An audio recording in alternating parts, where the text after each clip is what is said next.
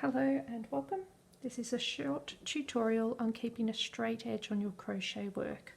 I have some 8-ply acrylic yarn and I'm using a size 4mm hook. To begin, I start with a slip knot, and this is how I do it.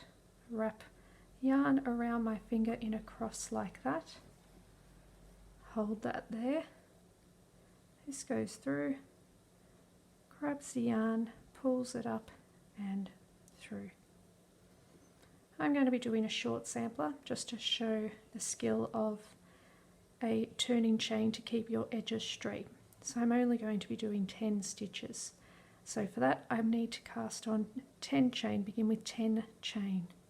1, 2, 3, 4, 5, 6, 7, 8, 9, 10.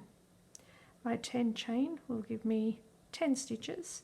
What I need to do though to make sure I have a straight edge is a turning chain. So at the end of each row I'm going to be doing an additional chain. This does not count as a stitch. This merely gives us the height to turn around and come back. As you can see, that's what this last chain here is doing. So to come back, I'm going to be doing single crochets, which is the US terminology. In the UK it'd be known as a double crochet. I need to not go into this first chain from the hook because that's our turning chain. I need to go into the second chain. There's multiple ways of going into your foundation chain to begin your work. At this point, unless you're fussed about the look of it, it does not matter so long as you are consistent. For ease and quickness, I'm going to be going into just the top loop, just through there. I'm going to show you how you can use stitch markers if you like to help you identify the first and last stitch in your row. I have store-bought stitch markers, but people have also can use contrasting coloured yarn or paper clips or any other item really. So I'm just going to go through the top of the stitch exactly where I would with a hook. That's my first stitch. This will help on the return to know where I need to go or where to stop adding stitches. I'm going to be going into the top part of the foundation chain all the way along.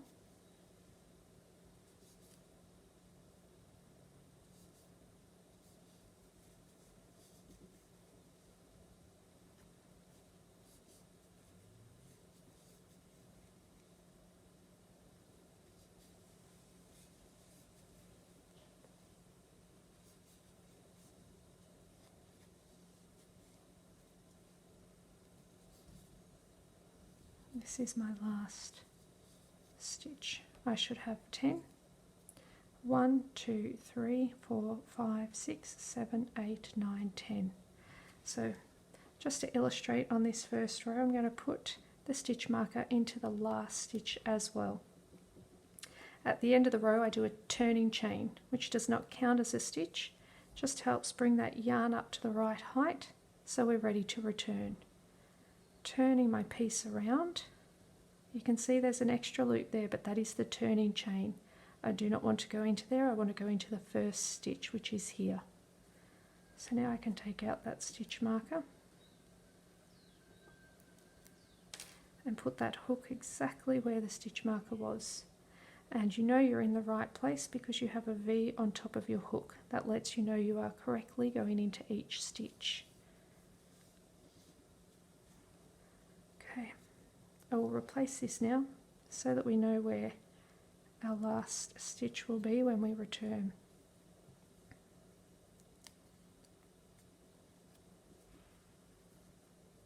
Another little tip, I use my thumb to help guide the hook, but also to let me know where I need to go. And now I'm going into this stitch, which is this gap here. In I go, my thumbnail stays there, so that when I come out I know not to go back into there but to move to the next one. Move to the next one. Move over to the next one.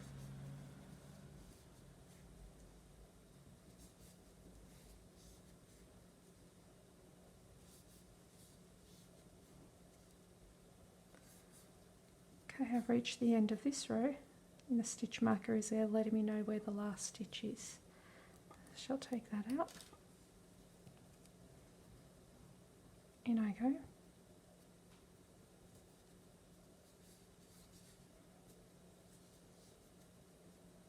And I should still have 10 stitches. 1, 2, 3, 4, 5, 6, 7, 8, 9, 10. Now I need to work up, so turning chain, turn it around into that very first stitch here.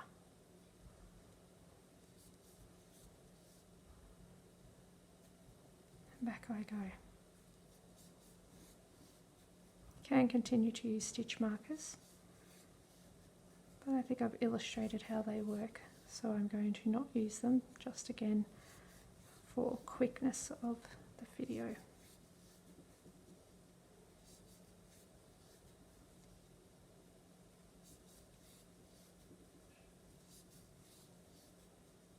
Final stitch, so I'll take that out. You can see often there's a fairly big gap there if I was to turn around and not pick up this last stitch. Again, it does depend on what yarn you are using and what hook. Sometimes if you have a more flimsy yarn or you're using a bigger hook, it sometimes can be harder to notice because your yarn won't be stiff and holding its shape like this one is. Okay, turning chain, turn your work over, back into this first stitch which is here.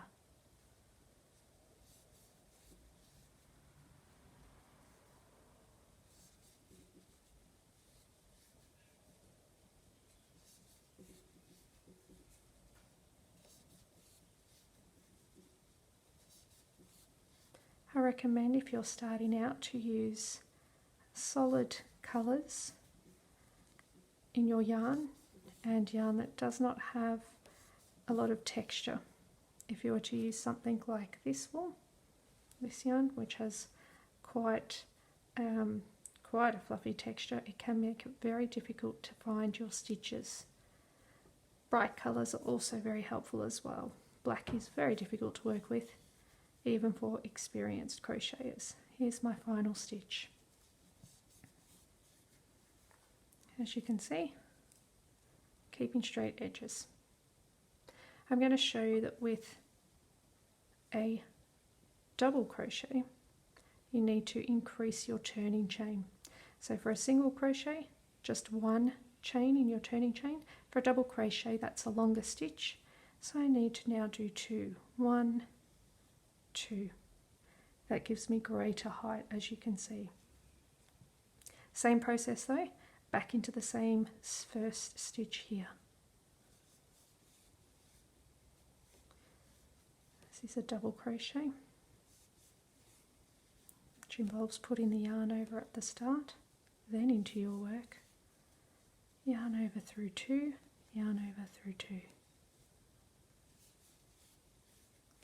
Basically, if you know how to do a single crochet and a double crochet, you can already crochet a lot of different patterns and articles of clothing or toys or endless projects. Most work is made up of variants of these 2 stitches or different combinations to give you different patterns and textures. Okay, got one more to go.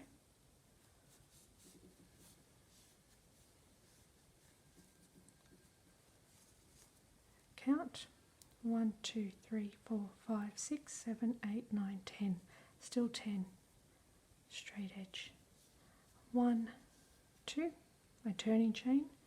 Turn it over. Back into the first stitch, which is here.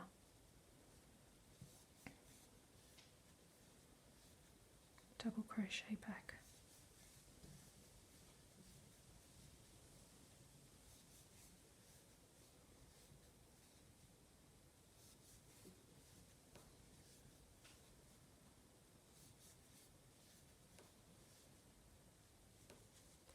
There are other ways of doing a turning chain or turning your work to keep your edges straight. This way is a good way for beginners to learn. when you become a bit more advanced, you might look up some other ways of creating straight edges on your work. And last stitch here. I am going to leave it there.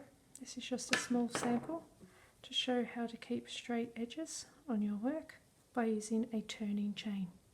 I hope this is helpful and see you again soon. Thank you.